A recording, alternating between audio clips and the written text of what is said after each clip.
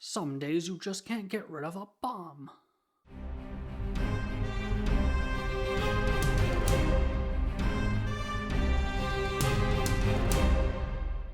Hello, everyone, and welcome to episode number 26 of Movies Are Awesome, the show all about how to file your own taxes. My name is Nathan Pottle, and thank you so much for joining me today. I think I have resolved most of my audio issues here in my new house. The room I'm in is far less echoey now. I think I've mostly fixed it. If there's just a little bit, I will be able to take it all out in editing. At least I hope so. So hopefully when you're listening to this episode, it is crystal clear, nice pristine audio quality, the kind of quality that I like to deliver. Today's episode, I was thinking about a couple different things I could talk about. And one thing that I really enjoy in movies is when they're not in order, when they're out of sequence, right? And that's what's known as non-linear storytelling. It is something that I really appreciate. I like it a lot. Anytime a movie is told this way, I really, really like it. So I wanted to talk about 5 of my favorite non-linear films in order from number 5 to number 1. So I've got 5 here that I'll talk about. Probably more movies that I'll just mention and talk about in passing, right? But, yeah. But enough about all of that. Let's just get started. My number 5 favorite non-linear film is a movie called Pulp Fiction, released in 1994 and directed by Quentin Tarantino. I do believe this was Quentin Tarantino's second movie that he made, and it's very iconic. There's so much going on in this movie that has influenced movies since it has come out, and a big part of that is the way that the story is told. And there's a lot of different storylines going on at the same time, but they're not in order. You actually start the movie off with one of the last scenes of the movie, but you don't really know that that's the last until you catch back up to it at the very end. I'm not going to give spoilers for any of these movies here because these movies are very plot driven and have things to spoil, so I'm not going to ruin any of them. I should have mentioned that off the bat. I'm not going to ruin anything that happens in Pulp Fiction or any of these other movies that I'm talking about. But the movie does start off with the end scene, but you don't really know that it's the end until you get to the end, right? And the way that this movie reveals things and ties these storylines together and how they cross over and all these different things, it's a really strong film. There are a couple of scenes that are hard to watch. There's one scene in particular that I actually skip every time I get there in the movie just because it is very hard to watch and unnerving, and I don't like it at all. So that's why it's at the bottom of my list here, just because I can't sit down and watch the whole movie because there's some stuff to it that I don't like. And I'm not going to bring up exactly what goes on in those scenes here, but it's heavy stuff at times. Quentin Tarantino likes to do some kind of darker stuff in some of his movies, and Pulp Fiction is not a exception. But that being said, there's a lot of really iconic lines in this movie, especially from Samuel L. Jackson's character when he's talking about "say what again? I dare ya. I double dare ya." And all of these other things going on, like what's in the briefcase, the whole scene with Mr. Wolf, and when they shoot the kid, or there's so many things. Even if you haven't seen Pulp Fiction, you probably know aspects of the film or scenes from it, or you've seen things in other movies that if you were then to go watch Pulp Fiction, you would say, oh, that's where this is from. Like things that you've seen in other movies that are referenced or things like that, right? So Pulp Fiction was my number 5 movie. I'm going to move on to another director who is a big fan of nonlinear storytelling, and that is Christopher Nolan. And my number 4 pick is Memento. Now, this movie came out in the year 2000, and it's actually all in reverse. Like, the movie is completely backwards. I do believe you can find versions of it online where it's played in the right order and you see everything from beginning to end. But this movie is fascinating, and I only just watched it for the first time earlier this year. I've known about it for a long time and just haven't had an opportunity. I watched it on Amazon Prime, I believe. So if you have Amazon Prime, you'll be able to see it on there. And it's fascinating. This movie is just brilliant. The way it reveals things by going backwards. So even though you know the end of the story, the end of the story is not nearly as interesting as the beginning of the story and how we got there. So because that isn't until the end of the movie, even though it technically happens first, there's all of these questions that keep getting brought up of like, why is this happening? Why is this happening? What is this character? And that's compounded by the fact that the main character of this movie suffers from short-term memory loss. And so because of that, he doesn't remember what happened at the beginning of the story, but he leaves himself notes and clues and he's trying to piece it together. But every 5 or 10 minutes, he forgets everything. So it's frustrating from the character's perspective of he doesn't know what's going on. It's frustrating from the audience perspective of we don't know what's going on because we don't know the whole picture of the story. So when you get to the end of the film and everything kind of comes together and you understand what's going on, it's really well executed. It's a fantastic movie. I do believe it's all in black and white. I can't remember for sure, but I'm pretty sure it's all in black and white. So Memento in 2000, directed by Christopher Nolan. I do believe that was also Christopher Nolan's second movie ever too. So Pulp Fiction was Tarantino's second, Memento, Christopher Nolan's second. Very, very interesting. The next movie on my list is the oldest of the movies for sure, and that came out in 1941, and it's a little movie called Citizen Kane. Now, I don't know if I've talked about it much in the podcast before, but Citizen Kane is often regarded as the greatest film ever made. I've got a copy of it on my shelf. I've seen it a couple times. I really like it. This is an excellent, excellent movie. And it's kind of non-linear, but at the same time, not really. The only reason it's on the list is because I like it so much. It's a fantastic movie.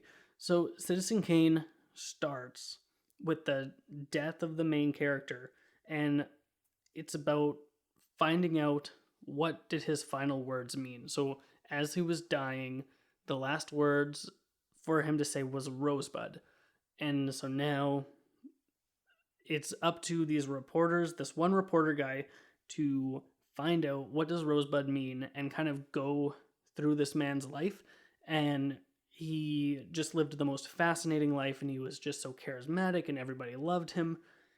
We kind of bounce through his life of how he was as a kid, and then we see some of him of when he was an old man, when he was middle-aged, and it bounces kind of back and forth.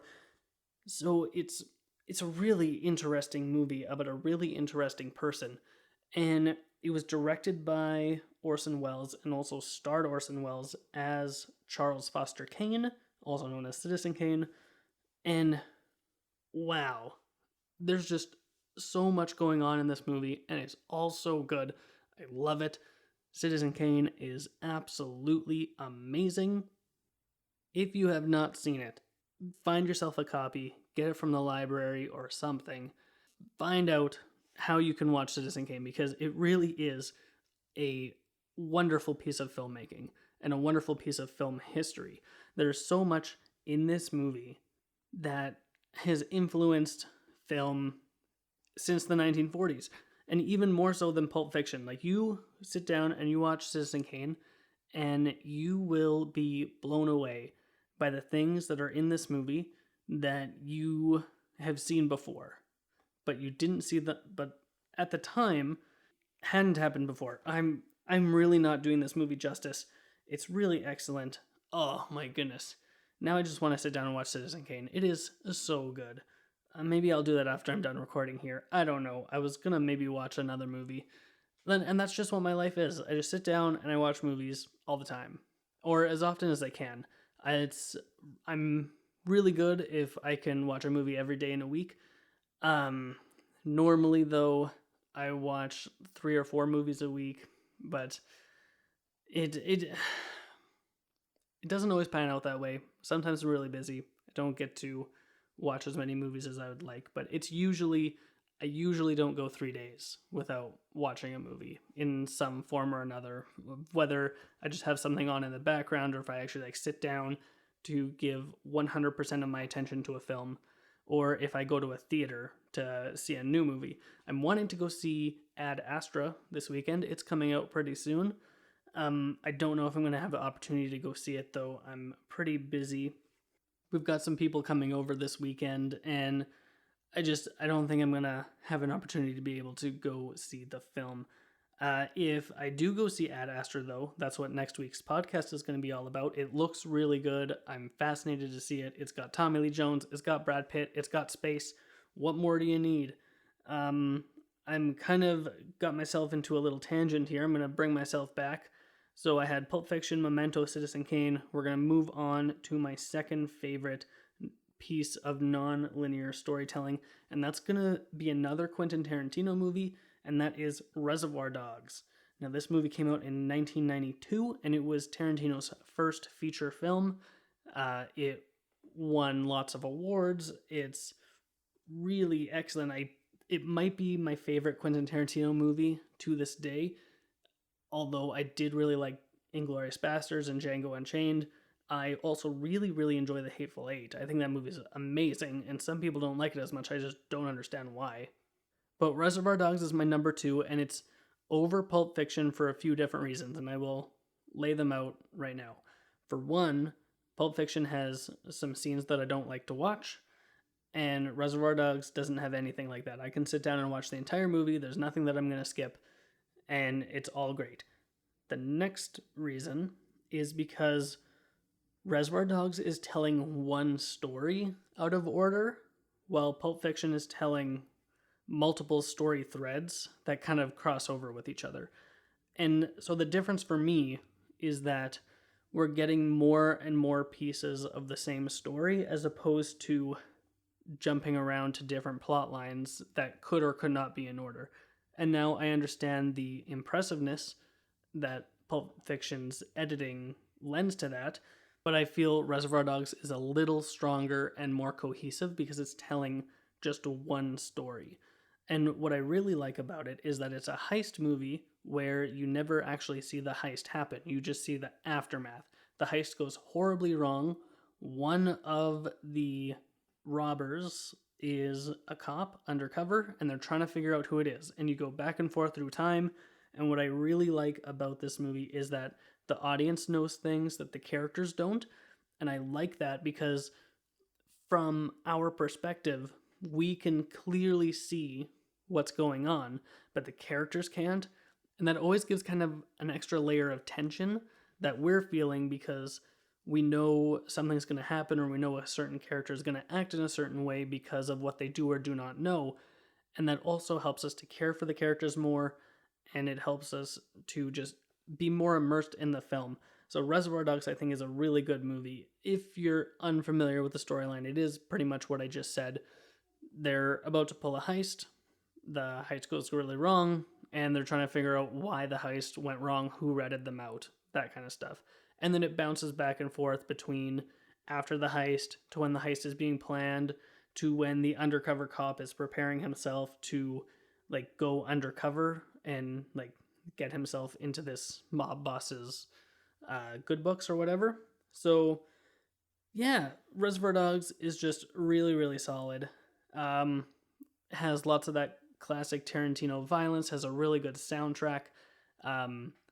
The part where they're playing Stuck in the Middle with You is kind of crazy and nuts, but it's all really, really good. It's definitely a movie that was made on a budget, and you can tell, and that's part of the charm of this movie, is it doesn't rely on the money that it's spending to bring people in. It has to rely on its story and characters, and it has a really good script, a really good story, and really good characters, and pretty good performances for the most part too. Tim Roth is in this movie, Steve Buscemi. I'm blanking on some other names here, but there are some really good, talented guys in this movie. I don't think there are any female characters in Reservoir Dogs. Yeah, except for a waitress maybe at the very beginning of the movie. Reservoir Dogs. So Reservoir Dogs was my number 2. I only have one left to talk about. It's kind of looking to be like a shorter episode. I'm going through these kind of quick. I'm just really more focusing on the non-linear parts than about the merits of the films themselves. But I can talk about more things if I need to fill up time, but I don't really need to. Who says my episodes have to be half an hour long? I don't really think they have to be. It's nice if I can be consistent like that, but at the same time, if some are a little shorter, some are a little longer, it just works out that way, right? So here we are at my number 1, my favorite non-linear film. It's absolutely amazing. I could watch it anytime, and it's one of those where, and it's even more interesting because it's a story that spans over decades. So you're getting a lot of different things going on in different timelines, and so characters will look completely different from one scene to the next because they're just in a different time era of their life, and that is going to be Christopher Nolan's The Prestige. This movie came out in 2006, and it's about two magicians who are kind of rivals and trying to one-up each other in their careers, and it goes back and forth between the beginning of their careers, end of their careers, middle of the careers, and about how their rivalry escalated and escalated and escalated, and how it just kind of turned into an all-out war between the two of them. This movie is absolutely crazy, and I love it. It might be because I just love magicians a lot, and sleight of hand and those kind of tricks that magicians do. I am fascinated by them, and I love to watch magic shows and stuff like that. So that's part of the appeal for me for this movie, but also just because this movie is so well written and so well directed and so well edited. You are able to follow what's going on, but until like halfway through the movie, that's only when you're just starting to like piece together what's happening. And by the time you get to the end, it's one of those movies where like once all of the pieces are in place and you know everything that has happened and you know in what order everything has happened, you almost have to sit down and watch the movie again. And after I watched this movie for the first time, it was pretty much exactly like that. I wanted to watch it immediately again and just have it all figured out and see what I could have missed that I could have picked up on. And just like from the opening shot of this movie, it just tells you all you need to know right there in that opening shot. And it's a beautiful opening shot for a film. I should make a list of best opening shots in movies, and this would probably be one of them. It's just a bunch of top hats scattered on the ground in a forest. And it just says The Prestige in little letters, and it's wonderful. And then it goes into a little bit of narration from Michael Caine's character, and we continue on from there. So the two main rivaling magicians are played by Christian Bale and Hugh Jackman, who are both really good in this movie. They give great performances. They have lots to do, and they have really like deep characters to dive into. Now, we don't really get a lot of that depth until later in the film, until more things are revealed to us, but it's there and it's subtle, and I love it. Christopher Nolan gets a lot of critique for his work in the sense that it is kind of emotionless and everything that he directs is kind of cold and not really warm and emotional. Now, he took that to the extreme when he made Interstellar, and like I've never seen so much crying in a movie, and I don't think it worked at all. I think that this movie has the most heart and the most emotion out of Christopher Nolan's movies, and like most emotion in the sense that I think that it actually really works. Everything that the characters are feeling and what Hugh Jackman's character is going through, it's really impressive, and we get a lot of nuance because of it. So when Christopher Nolan made this movie, he kind of had a deal going on with what's the name of the company? I don't remember, but so it was basically after he made Batman Begins, he got to do a movie that he wanted to do. and then he would do another Batman and then movie he wanted, and then another Batman and the movie he wanted. This is how I understand. If this is not correct, please point it out to me, but I'm pretty sure this is how the deal went. So he made Batman Begins, and then he got to make The Prestige, and then he made The Dark Knight, and then he got to make Inception, and then he made The Dark Knight Rises, and then he got to make Interstellar. Now, I don't think really that The Dark Knight Rises and Interstellar are very good movies. I have a lot of critiques about them and just about the storyline and the plot holes, and it just doesn't make a whole lot of sense. But those 4 other movies are masterpieces. And out of those 4, I think I like The Prestige the best. The Dark Knight is amazing and it's wonderful. I think it's probably about 20 minutes too long though. But The Prestige, I am on the edge of my seat the entire time. It is so fascinating, and in the time era that it takes place in, it's kind of on this industrial revolution, like electricity is now becoming a thing. So I am not, I actually don't know when this movie takes place. Do you think I looked it up? Nope, I sure didn't. Should I look it up right now? Do I have the time? I do have the time. No, I'm not gonna look it up. It takes place like Nikola Tesla makes an appearance in the movie. So when was he alive? I don't know when he was alive. But that's the thing, right? Is that like this new technology and what you can do with it, and like the dangers of technology, but then you also get like the dangers of rivalry and revenge and like letting it consume you. There's so much in this movie. It's really layered, it's really dense, and it's not in order. I remember when I introduced my wife to this movie, she was kind of confused about what was going on because you're bouncing back and forth quite a bit, and it all just comes together so beautifully. That's it for my favorite nonlinear films. Just to run through them again: Pulp Fiction, Memento, Citizen Kane, Reservoir Dogs, and The Prestige. All really great movies. I recommend watching every single one of them.